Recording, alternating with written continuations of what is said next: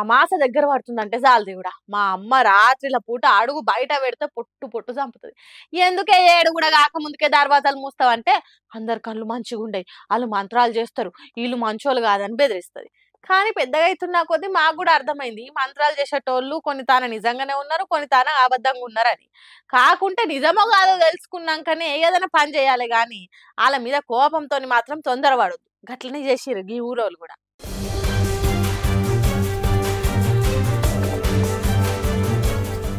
ఓయమ్మనే షెట్ అంత మనిషిని షెట్టుకే కట్టేసిరు కదా.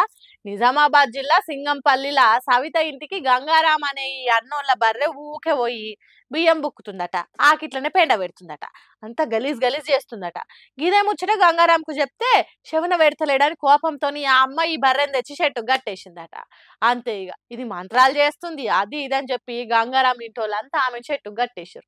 చూసిర్రా ఓ బర్రె తెచ్చిన పంచాది ఎంత దాకా పోయిందో. ఆ వేసిన పెండని తీసేస్తే ఏ పోవు కదా, గింత రచ్చ చేయాలనా అని మాట్లాడుతున్నారు చూసిన వాళ్ళంతా.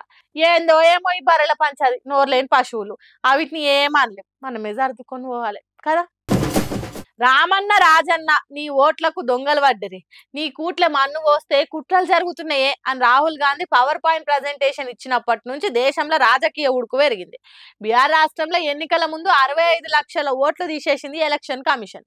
అయితే కావాలనే కచ్చగట్టి మోడీ సర్కార్ బతుకున్నోళ్ళ ఓట్లను కూడా తీసేసిందని బీహార్ రాష్ట్ర లీడర్లు కాంగ్రెస్ లీడర్లు మొత్తుకురు. తీసేసిన ఓట్లను లిస్టు విడుదల చేయాలని ఎలక్షన్ కమిషన్ అడిగిండ్రు. దానికి కమిషన్ ఒప్పుకోకపోవడే కాదు, ఉల్టా మీదే తప్పు, మీరు చెప్పింది రైట్ కాదని తేలితే శిక్షిస్తాం మిమ్మలా అన్నట్టు చెప్పింది. ఇక దానికి కాంగ్రెస్ పార్టీలు సుప్రీంకోర్టు ఎక్కిండ్రు.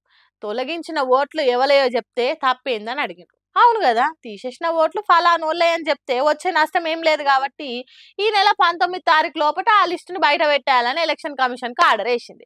ఇక ఇప్పుడు తెలుస్తుంది ఎవరెవల పేర్లు తీసేసిండ్రు, ఏ కారణం చేత తీసేసిండ్రు, చచ్చిపోయిన వాళ్ళే తీసేసిండ్రా లేకుంటే బతుకున్న కాంగ్రెస్ ఆర్జేడీ మనిషి అని తీసేసిండ్రా అనేది తెలుస్తుంది. ప్రతిపక్ష పార్టీలు బలంగా ఉన్న ఏరియాలా ఎక్కువ ఓట్లు తీసేసిండ్రా లేదా అనేది మొత్తం బయటపడుతుంది. ఈ తీర్పుతోని కాంగ్రెస్ ఆర్జేడీ ఇంకా కొన్ని ఎన్డీఏ గాని పార్టీలు ప్రజాస్వామ్యం బతికిందని సంబరాలు చేసుకుంటున్నాయి.